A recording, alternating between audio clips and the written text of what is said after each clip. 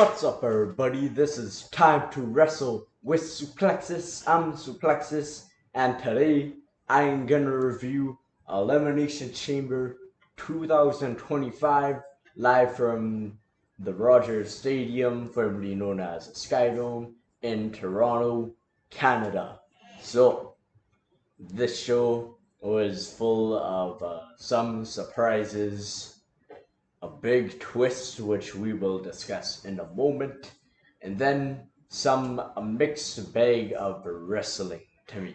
So, without further ado, before we start with the review, let's discuss the elephant in the room, John Cena turning heel.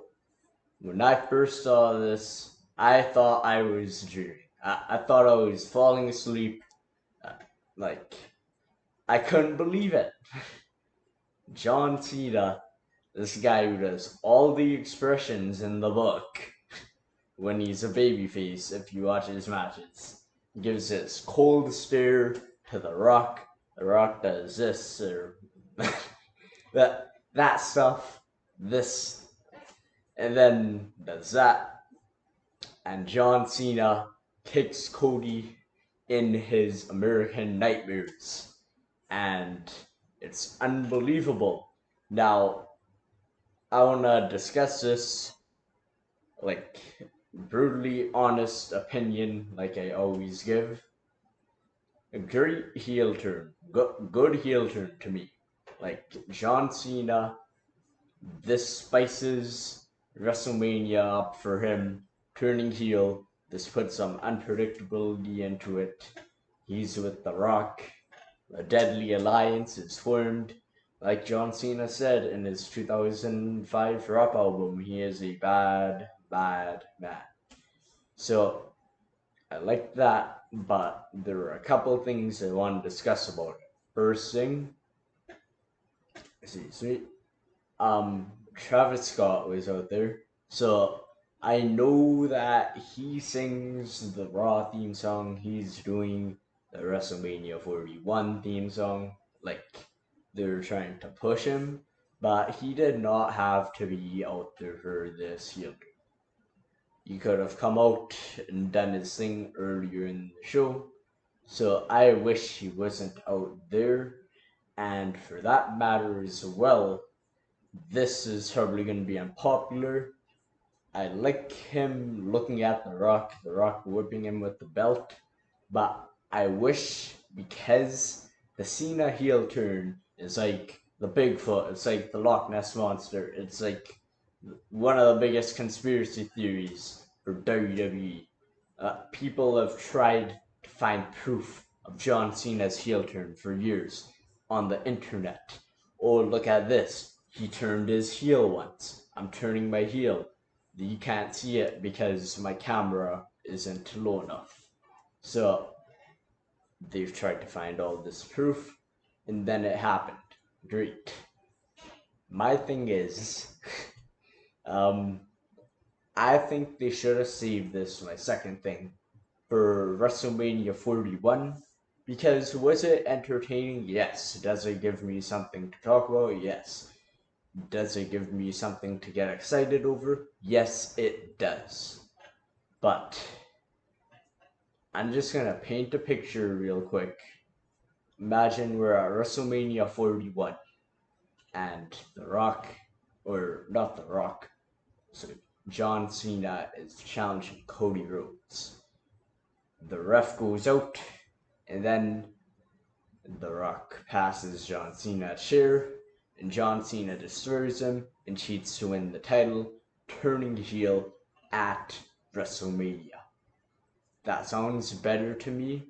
So my two things are, I don't think that Travis Scott had to be out there at all, and I don't think The Rock had to be out there till the end of the show. And then I think this would have been more impactful at Mania, but this does throw some excitement into that WrestleMania soup we're cooking. And if you look at other heel turns, like Hulk Hogan, he turned heel during the NWO. the NWO is one of the most popular factions of all time. Him, Scott Hall, or Razor Ramon, and Kevin Nash or Diesel. So that worked. And then we get to my OTC, Roman Reigns. He went from nobody likes this guy as a face to my favorite heel of all time because of the backstory, everything that goes into it. I've made so many videos about Roman Reigns. I don't need to talk about how much I love him. So that worked out amazing. So I'm excited to see what John Cena's heel turn does for him.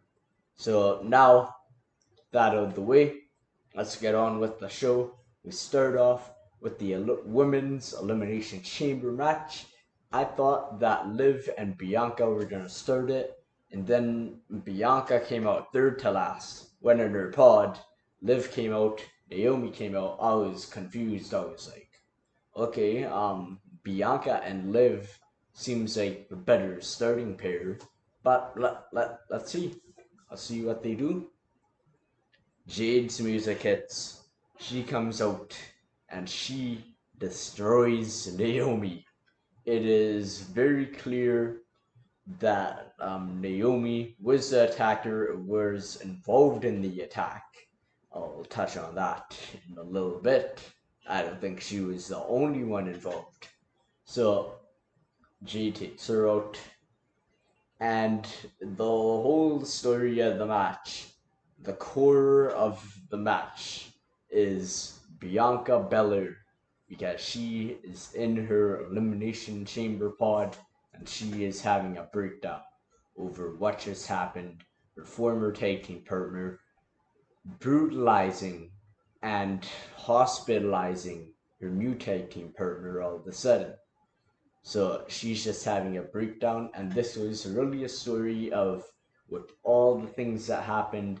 Now Bianca has to start the chamber match. She is in no condition to wrestle, let alone do a chamber match. And then she overcomes the odds to get the win, get a women's world title shot at WrestleMania. That was the whole core of the match. That is the whole idea. That is good. My thing is, this match, it was slow. It started pretty slow. Like, brutally honest, like I always am. It didn't get intense until we had Alexa Bliss, Liv Morgan, and Bianca Belair left. Like, Bayley felt like she was running through the motions. Roxanne felt like she was running through the motions. Clearly, they are setting up that match for WrestleMania, which should be good. Although, it's a situation where you look at Bayley's career. She went to the main roster, like, won the title, and then she was just putting people over, helping elevate other talent. Bayley, I'll say this. Bayley is one of the most selfless wrestlers in the business right now. She will go out of her way to put anybody over at any time, and how could you not respect that? But that's to her detriment, because from about 2017 to what was it, 2023, that is all she did. And then finally, when Damage Control, when Io starts bringing Asuka and Kairi, we get that Bayley push. She wins the Rumble. She wins the belt at Mania in a classic. Yes, Bayley, let's go. But then now she's just back to putting people over. So it's kind of sad for her. She is my favorite out of the 4 horsewomen. So I'm hoping that she gets back to that level. I'm assuming Roxanne is gonna beat her. So that how I feel about that, they're running through the motions. And then the last, I'd say, 5 to 7 minutes were very good. Bianca wins. And afterwards, she goes to the ramp. Rhea Ripley comes out. They have a face-off. And then Io walks behind. And those three are facing off with each other. You know what's happening. I fantasy booked it. I fantasy booked Io and Bianca winning the Rumble because I'm a madman. And I thought they would have two people win one Royal Rumble just like 1994. That did not happen.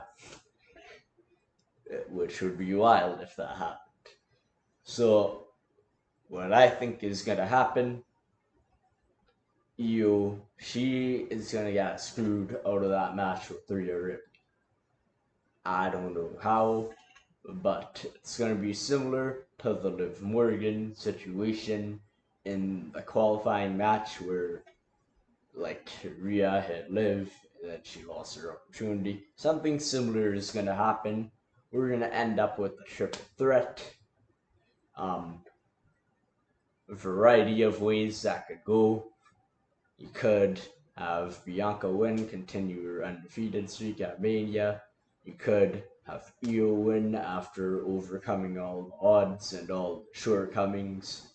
Or you could have Rhea Ripley get a dominant victory. So that's where I see it going. Triple threat. I fantasy booked it twice, I believe, because I did Future Slam Royal Rumble, Future Slam WrestleMania. I said that should happen both times. So I am very happy with that. What I'm not happy with is the next match, which is Trish Stratus and Tiffany Stratton versus Nia Jax and Candice LeRae. I would tell you the highlights, but there were no highlights. The most memorable thing about the match was well, okay, we're in a situation where Nia Jax is getting pinned, I believe, after like some top rope bulldog from Trish Stratus. We're in a situation like that.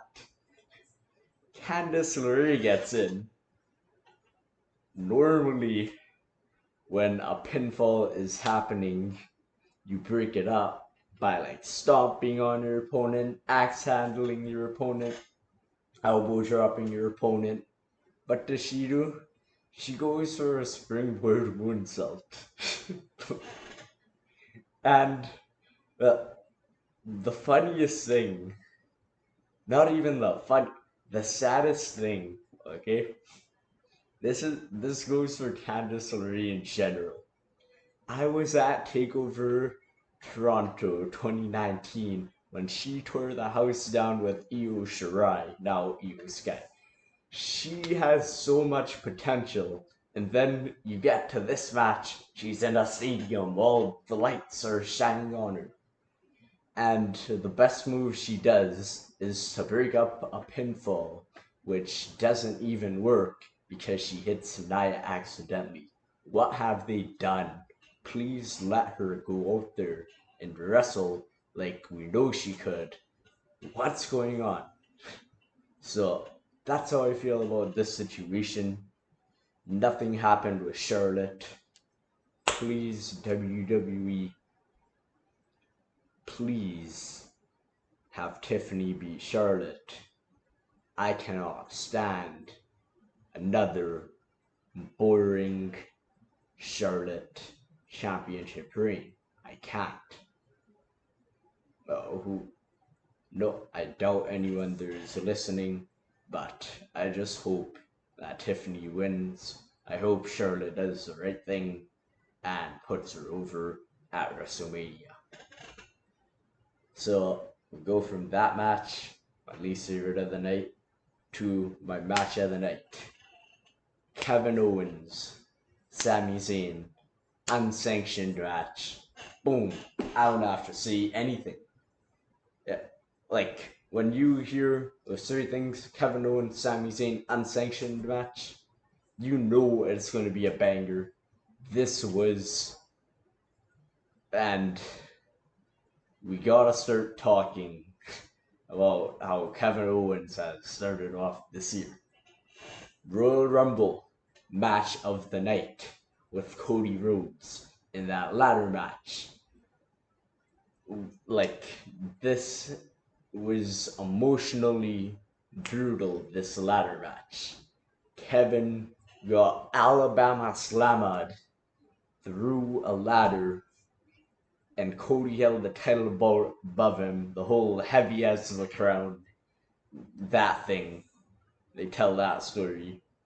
And then tonight, Sami Zayn and Kevin Owens do some scary stuff. So I don't have notes for these reviews. I'm just gonna go through some crazy stuff. So we have Kevin Owens launching Sami Zayn through two stacked tables on the outside. We have Kevin Owens. I'm not entirely sure what the move's called. It's a brainbuster, except it's like the fisherman suplex, but instead of a suplex, it's a brainbuster. I'm calling it the fisherman brainbuster. He does that to Sami on a chair and then through a table. And Sami Zayn does a dragon suplex on Kevin Owens on top of a chair that is folded out. And those are just some spots. This was the match of the night. I love my dog, Sami Zayn, my honor. This always pops up. Maybe I should free some disk space. So, anyways, we have Kevin Owens as well. Like, you could argue for both of them, they are top 5 Canadian wrestlers of all time. Like, if you undo that, maybe you put up like an Edge, a Chris Jericho, a Bret Hart, maybe a Natalia, a Christian Cage, Kevin Owens, Sami Zayn. 7 of them. There you go. So they put on my match of the night. I love this. They can fight forever. And then Randy Orton comes back. So, Randy being Randy. After Kevin Owens takes the padding off on the outside, he's about to hit Sami with the pile driver. Randy Orton, this guy, Sami is about to be like from Kevin Owens. Randy just walks down the ring, takes his sweet time. So when he got to ringside, he was looking at Sami in a very creepy way. For a minute there, I thought Randy was gonna turn around and be like, you know what, screw this, and punk kick Sami Zayn into next week. I thought that was gonna happen, but it did not happen. He comes in, he gets in a brawl with Kevin, about to punk kick Kevin Owens, but the security stops him. And all I'm gonna say, Randy Orton, you look at Kevin Owens' match at the Royal Rumble, you look at his match tonight at the Elimination Chamber, or it might not be tonight depending on when you watch this video. You're gonna have a classic more than likely at WrestleMania, Randy Orton. You got the right dance partner, Kevin Owens. He's gonna be amazing. And before the next match, I just wanna say something about an upcoming video. I teased this like in the last 2 out of 3 or 4 videos. I do want to do the Roman Reigns Will Ospreay video. That sounds confusing, maybe, but it will make sense. Maybe it will make sense. It's pretty wild. So I still have that in the back of my head. I will do that soon. Now it's time for the main event, the Elimination Chamber match to see who fights the American roller coaster Cody Rhodes at WrestleMania 41. This, to me, I thought the women's chamber was better, honestly. Like, they started with Rollins and Drew. They had everything to do a really, really, really good chamber, or a great chamber, in other words. So, something about it didn't reach that next level of a match. Like, Drew got eliminated. It was a bit out of the blue. Like, it just seemed like they tried to do the Royal Rumble spot again, except this time people are paying attention. So, seemed a bit out of the blue. Like, he got eliminated before CM Punk exited his spot. Drew McIntyre does not like CM Punk. So, that was a bit confusing. And then some other things, like the match just wasn't too intriguing. And with the star power they have, the most star-studded chamber, whatever they want to say, it should have been better than it was. However, the ending with Punk and Cena was pretty entertaining to me. And let's go to the ending. Seth hits the curb stomp on CM Punk, and then John Cena puts him in the SPF and Punk passes out. This was a bit weird to me. I was thinking, John Cena, isn't that a bit of a heel move? Like, you clearly saw CM Punk get curb stomped, then you put him in the SPF. Isn't that a heel move? So that would become apparent later on. After this, I already discussed John Cena's heel turn. So that's it for the chamber. And I guess one more thing is all. You know I'm not the biggest Punk fan, but man, it's entertaining seeing him beat up Logan Paul. And boy, was it hilarious seeing a buckshot lariat get countered into a GTS for Logan Paul's elimination. That cracked me up. The buckshot is done by Adam Page. He's got some history with CM Punk, so that cracked me up. That put a smile on my face. So, overall, this year's Elimination Chamber, I think last year, from what I remember, the men's chamber was better than the men's chamber last year is better than the men's chamber this year, but the women's chamber this year is better than the women's chamber last year. The overall show, I prefer this year's Elimination Chamber to last year's Elimination Chamber. Last year's is one of my least favorite pay-per-views slash premium live events of 2024, so not the highest bar, but I still think it was better. Was this better than the Rumble?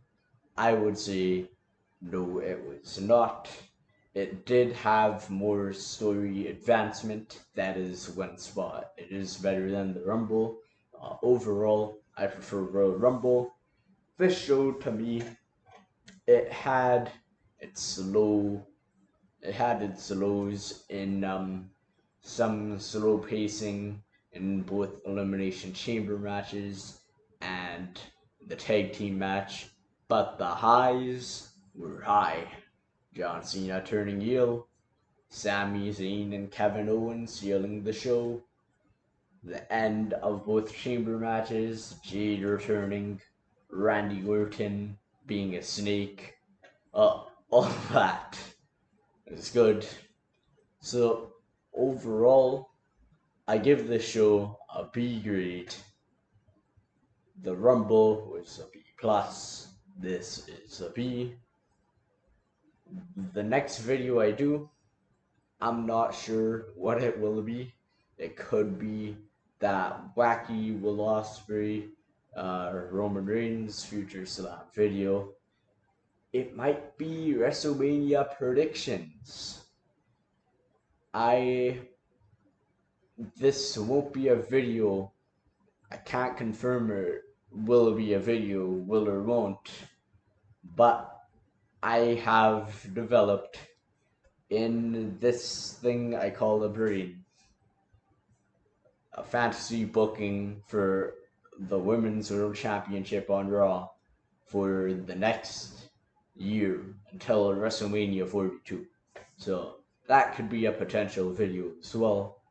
But thank you for watching. This has been Suplexus. Have an amazing night, day, morning, evening, wherever you are.